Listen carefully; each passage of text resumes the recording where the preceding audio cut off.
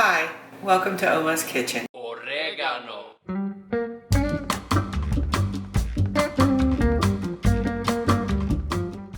Today we're going to make a very British dish called Kedgeree. It is a mixture of curried rice, hard-boiled eggs, poached white fish, and fresh parsley. And we're going to pair that with, I've got this beautiful watermelon I've cut up and some grapes, and we're going to turn this into our dinner tonight. So let's get started on British Kedgeree in Oma's Kitchen.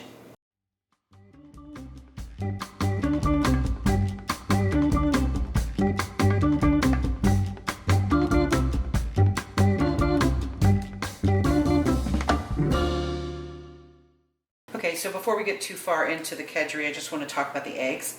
I boiled these for 11 minutes. I don't start the timer on boiled eggs until the water starts to boil. And then I boil them 8 minutes to 9 minutes for a soft-boiled egg, 10 to 12 minutes for a hard-boiled egg, depending upon how hard I want the center. As soon as they're done, I rinse them in cold water in the pan and then add ice cubes. The ice cubes help the egg release from the shell so that when I go to peel these eggs, they will be nice and cold and the inside will be released from the shell. They'll be easier to peel. So these are previously boiled and put in ice cube cold water. We're going to put those aside for now. I have a pan with a lid.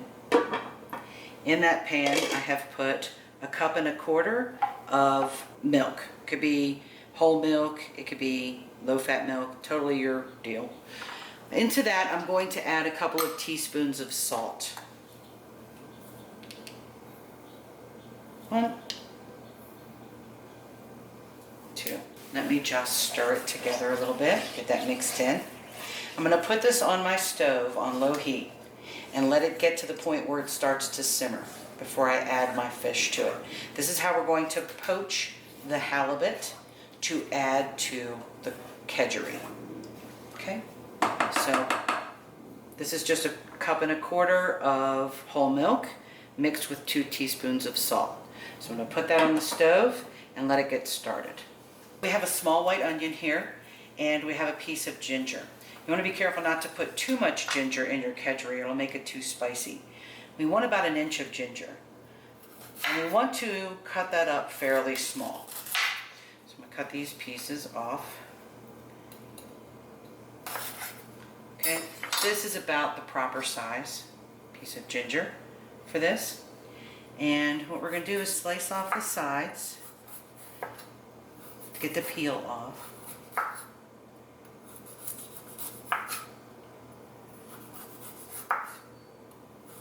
This is important to the flavor of the finished dish. That ginger comes through with the curry. Makes a nice mixture. So here's my inch of ginger, or thereabouts. And I'm going to slice it into small slices and then turn it over in the other direction, because you're going to want to end up with a minced ginger, small cuts, diced or minced, so they can mix in with your onions as you cook them. So there's that. Turn it in the other direction, and now I get my little bits of it off of there. Are we already going to need to sharpen my kitchen knife? Maybe. Head knife sharpener and cameraman. Right? Yeah. Okay. So ginger is tough to cut, it's stringy. So we have chopped this up fairly well. And we can mix this in the same bowl with the onions because they're all going into the same pan at the same time. Okay. Where's my scraper? Here it is. Alright. Ginger. We will cook that along with our onions. So onion, we're going to take a whole white onion. This is a fairly small onion. If I was using a huge one, I would use half of it. Yeah, this is starting to get dull on me already. Can you believe it? I can. Let me see how my other one is. You just sharpened my other one, didn't you? Yeah, I store them. Let's see how this one works. Yeah, it's better. All right, you're gonna have to sharpen this one soon.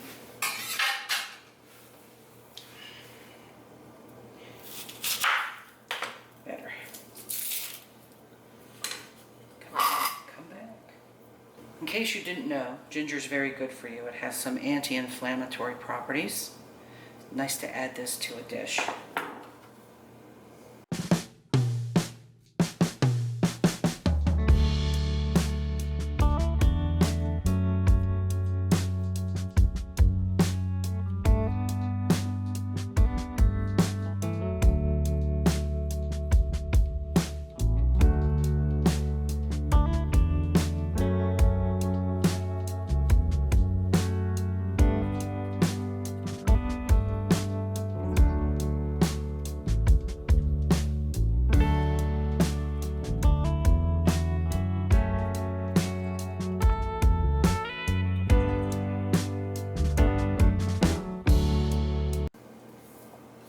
Really, you want it chopped fairly small.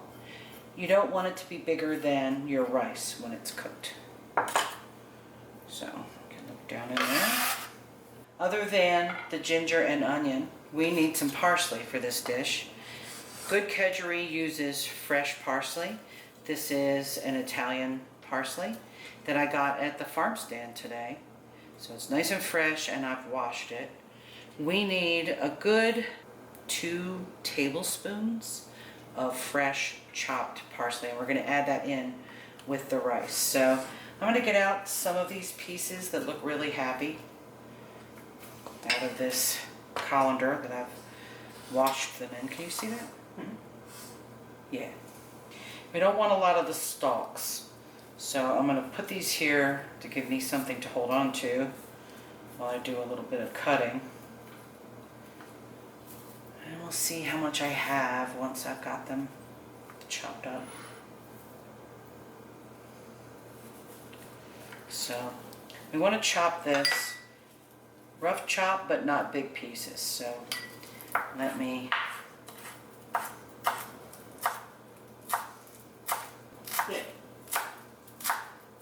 Smells wonderful. Parsley, when it's fresh and chopped, has a peppery smell that I really like, actually. Come over and smell this.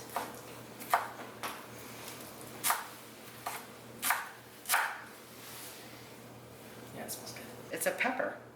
It almost smells like a pepper. It's not. But most people think parsley has no flavor. That's not true. It just has a mild flavor compared to some of the other stuff. That's all. There we go. I think that's about 2 tablespoons worth.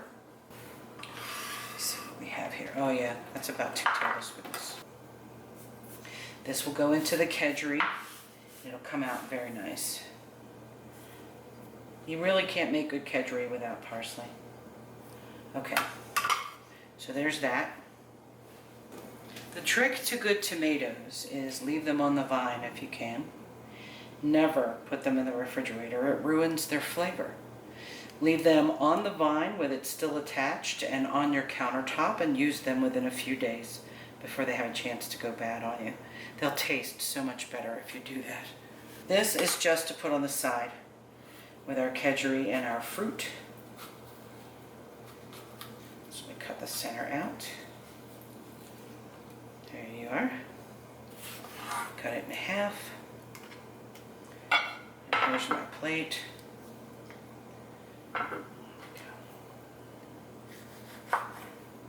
We just want nice thin slices.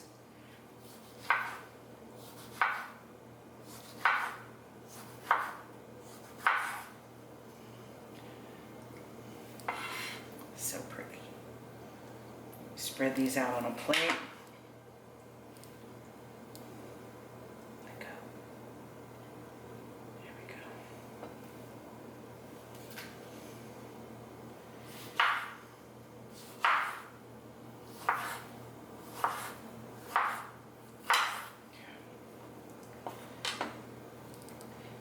And each plate that I make can have a bit of tomato on the side. Okay, so I have the milk steaming, and I want to go ahead and open up my halibut. These are just chunks of frozen halibut that I have. You see that? Mm-hmm. And in they go to the steamy milk. And then we leave them in there for a good 10 minutes. Let me turn this up just a little bit. And I actually want to get a little spoon because I want to spoon some of this salty milk over the top. You don't want to bring this to a boil. Bringing this to a boil as the fish cooks will make your fish tough. And you don't want that. Here's a flat spoon. And I'm just going to spoon some of this milk over it. I'm going to put the timer on for 10 minutes. And then I'll see where we stand at that point. Don't boil it. Poach it. Medium low to low heat. We're going to put 2 cups of basmati rice into my strainer and rinse it before we add it to anything. So, my cup measurement. 1 cup of basmati rice. 2. This will make a nice fat pot of rice. This is 2 cups of filtered water, and I have some Better Than Bouillon roasted chicken base here. I will make 2 cups of chicken broth in the microwave. Okay. I put in about 2 teaspoonfuls for 2 cups of broth. Mix it up a little, and then I will heat it for 30 seconds or so just to get it warm so that it can heat and mix better. I'm going to add a tablespoon or thereabouts of olive oil into the bottom of my pan. To that I will add the onion and ginger. And I'll get that started cooking while I add some of the spices. Medium-low heat. Mix it around a little bit. I occasionally spoon some of the milk over my fish, which isn't really boiling, it's sort of simmering a little in the background here. The milk takes some of the fishy taste out of the fish and makes it almost like flaked crab meat when you put it into the curry rice. It comes out tasting really, really good. So we're just spooning that over the fish a little as we cook. Onion powder. So into the pot that goes. Okay. And garlic powder. Into the pot that goes. See how I do with the garlic. Me and garlic, we're not the best of friends. Stir that up a little bit. This is ground coriander. 1, 2. So I added a half a teaspoon of onion powder, a half a teaspoon of garlic powder, and a teaspoon of coriander so far.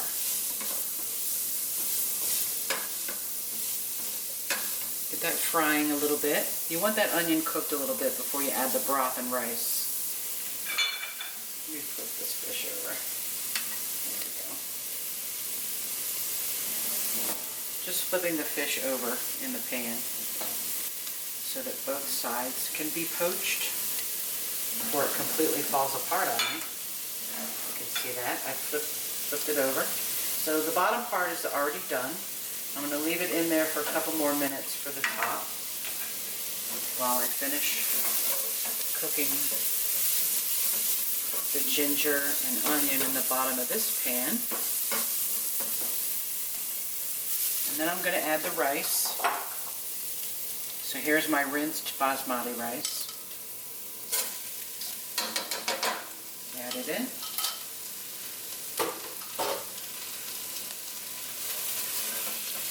And mix that with the onion, ginger, and oil and spices. And to that I will add the curry. We want about a tablespoon of yellow curry powder with this. You don't want the curry to take over, but it needs to have that curry flavor. So here's my curry powder.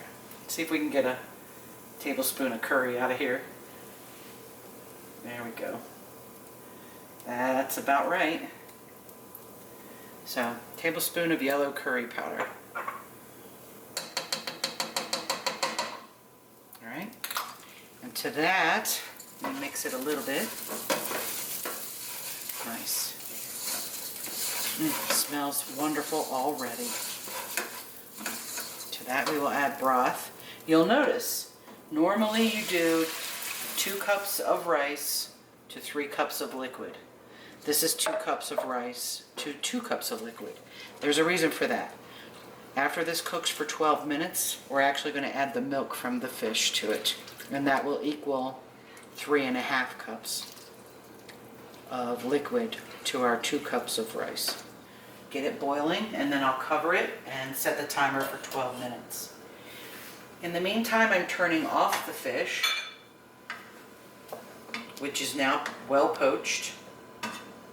You can see it's kind of starting to flake apart on its own in the pan, which is wonderful. That's what you want. We'll get that out here in a moment, and we will flake the fish into a bowl so we can add it into the Kedgeree. Keep the liquid from this pan because you're going to add that to this once it's cooked for 12 minutes. Can you smell that already? Yeah, it smells really good. I love curry. I've got it on medium-high heat. We need it to boil, so we're going to down to low. Set the timer for 12 minutes. Rescuing the poached fish here.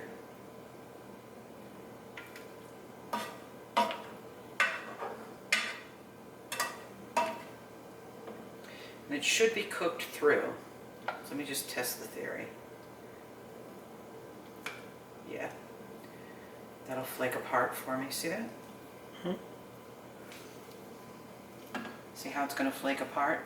That's what we're looking for. Let it rest for a couple minutes before you flake it. Hang on to the milk. Once the timer goes off, this milk will go into this pan and we will finish cooking. It's a nice fish. It flakes nicely. Yeah. It's a mild fish anyway, and then poaching it just takes a lot of that fishy flavor out of there. Leaves behind the nice, mild flavor. There we go. So let me add this in. And then I will put this aside and check on my rice. Okay, so then it's just a matter of cutting up the eggs. Timer's going to go off. Here we go. We open this up and the steam comes out. Isn't that beautiful? Now we add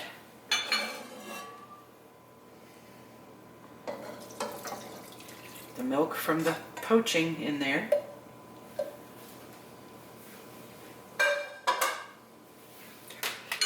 Give it a stir. Mix it in. Little bits of fish in there are fine. Okay. All right. We'll add a little bit parsley. Not a ton. About half, maybe. Okay. Stir that in. This way it can cook in with the rice a little. And then we'll add it in at the end as well. That's just pretty.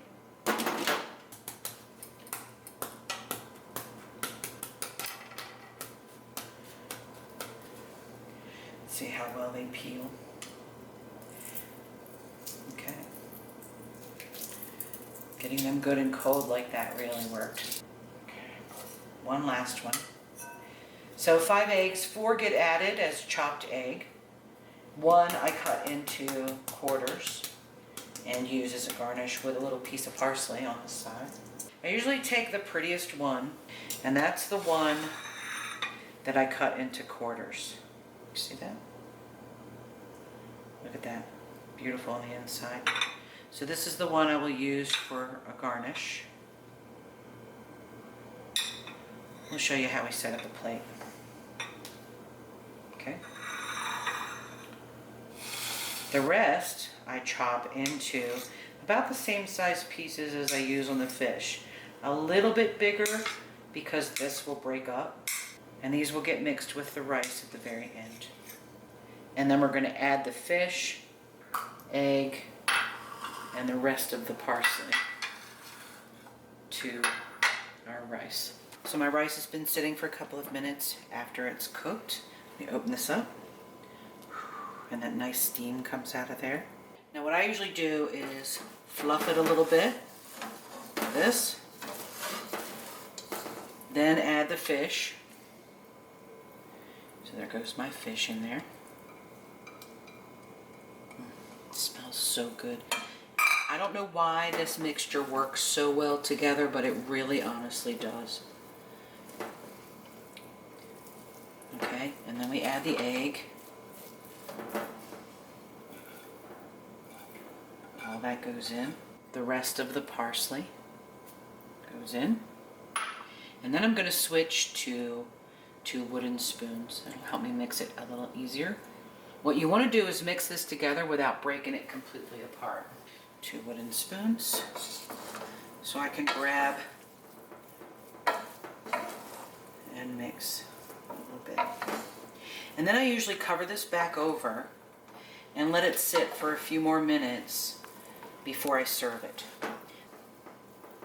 We will plate some up and garnish it. Okay, let me cover this back over.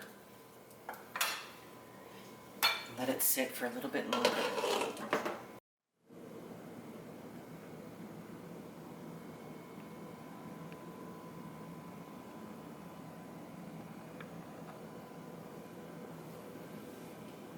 Get some fish and egg in there too.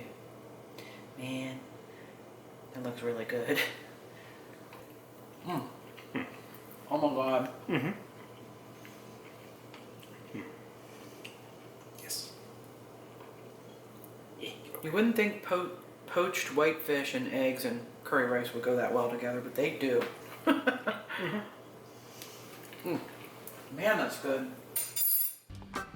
Thank you for joining me in Oma's Kitchen.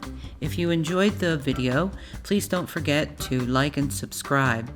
I'll upload more tasty videos soon, and a special shout out to Moon Pie and Lil Bit. Till next time.